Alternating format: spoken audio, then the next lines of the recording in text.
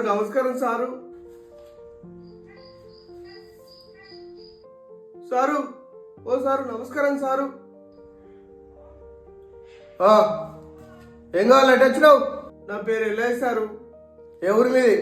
గీ ఎల్లారం దగ్గర రత్నపురం సార్ మరి. అయితే ఎందుకు వచ్చినావు చెప్పు.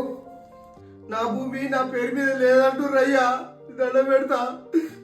నాకేం తెలుసయ్యా? నేను నాకు అమ్ముకోలేదు, వేరే పేరిట అయ్యిందట, నాకేం తెలియదు సారు. వాళ్ళు దరఖాస్తు చేసుకుంటే వాళ్ళకు పని చేసి పెడతాం. సంతకం పెట్టింది నేనే.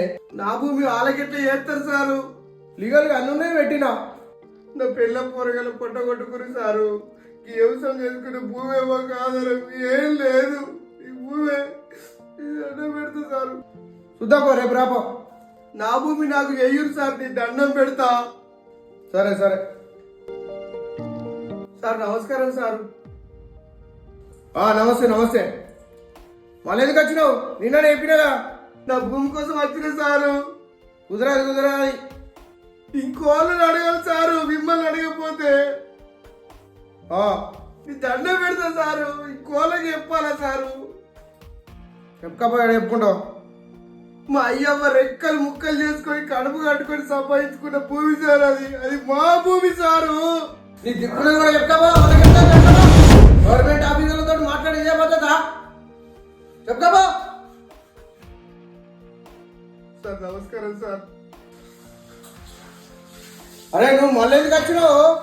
నా భూమి నాకు చెయ్యరు సారు. నీకు ఒకసారి చెప్తాను కదా.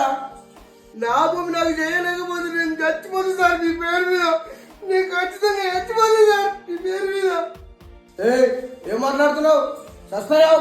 ఎవరు నాకు చేయకపోతే నేను ఖచ్చితంగా చచ్చిపోదు సార్ మీ పేరు మీద. చచ్చిపోదు సార్.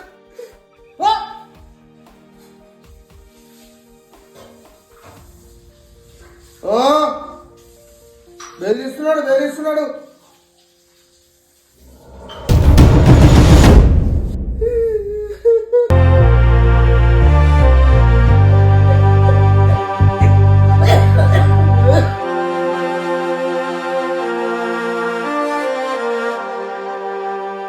లంచాలకు పాల్పడుతూ పేద ప్రజల బతుకులను కొట్టే ఏ ఉద్యోగికైనా సెక్షన్ 171E చట్టం ప్రకారం కఠినమైన శిక్షలు తప్పవు.